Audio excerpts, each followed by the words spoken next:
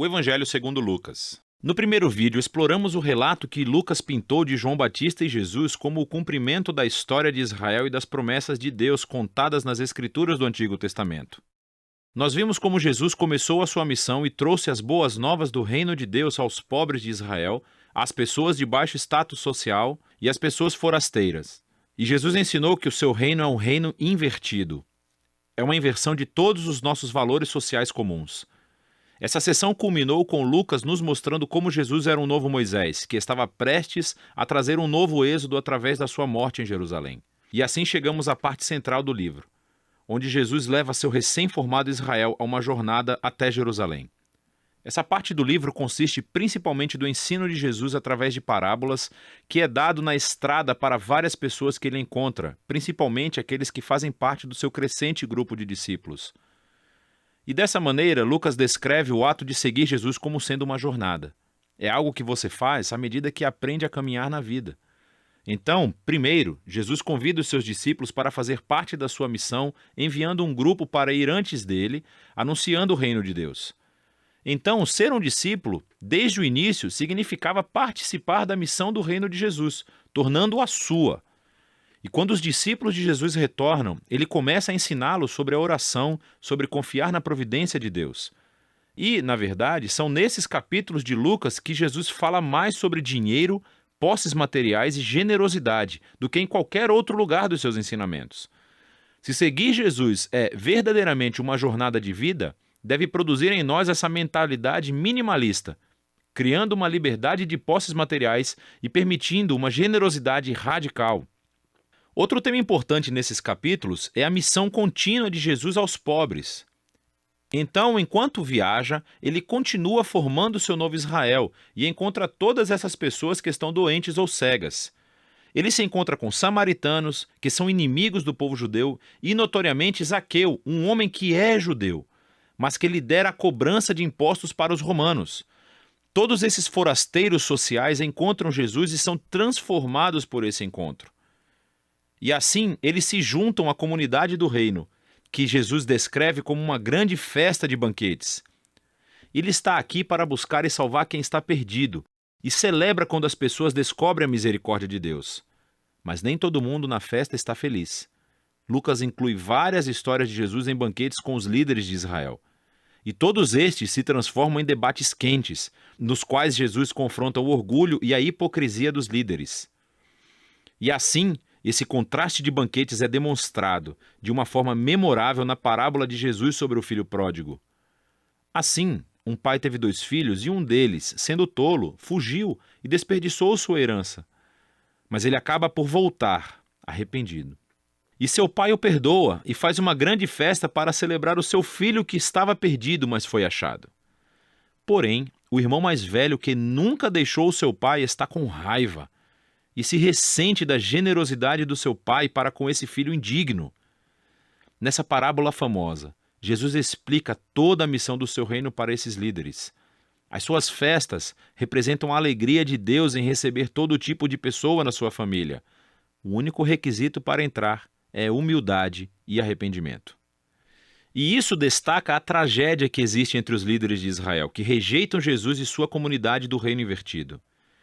E isso aumenta a resistência que eles já tinham a Jesus. E, finalmente, ele chega a Jerusalém para a Páscoa. Quando se aproxima da cidade, ele começa a chorar. Os seus discípulos o saúdam como rei messiânico, mas os líderes de Israel o estão rejeitando. E ele sabe que a rejeição ao seu reino de paz colocará Israel em um caminho de resistência e rebelião contra o Império Romano. E isso trará a queda da cidade. E é essa destruição de Jerusalém que Jesus simbolicamente encena, quando ele entra tempestivamente no templo e acaba com os vendedores de animais. Ele interrompe o sistema de sacrifícios. Ele diz que este local de culto se tornou um covil de rebeldes e será destruído. Agora, esse ato, naturalmente, gera toda uma série de debates entre Jesus e os líderes de Israel, todos levando à predição de Jesus de que os exércitos romanos um dia cercarão a cidade. Irá destruí-la, assim como o templo, e no espaço de uma geração. Com isso, Jesus se retira com seus discípulos para celebrar a refeição da Páscoa.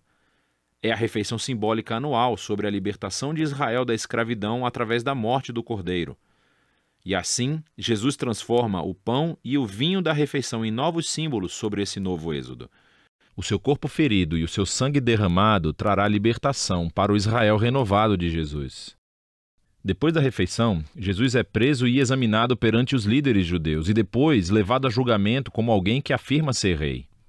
E Lucas enfatiza a inocência de Jesus. Pilatos, o governador romano, afirma que Jesus é inocente 3 vezes antes de ceder. Mesmo Herodes, o governador da Galileia, não encontra nada para acusar Jesus. Mas os líderes finalmente obrigam Pilatos a crucificá-lo, e ele assim o faz. Mas mesmo em sua morte dolorosa, Jesus incorpora o amor e a misericórdia de Deus que ele tanto ensinou. Ele oferece o perdão de Deus aos soldados quando eles o crucificam. E quando um dos criminosos executados ao lado de Jesus percebe quem ele realmente é, ele diz: "Lembre-se de mim quando entrar no seu reino." E as últimas palavras de Jesus são uma oferta de esperança para um criminoso humilhado. Hoje você estará comigo no paraíso. E assim, com esse último ato de generosidade e bondade, Jesus morre.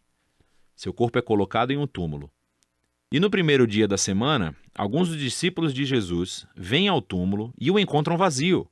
E há 2 figuras angelicais dizendo que Jesus está vivo, que ele ressuscitou dos mortos.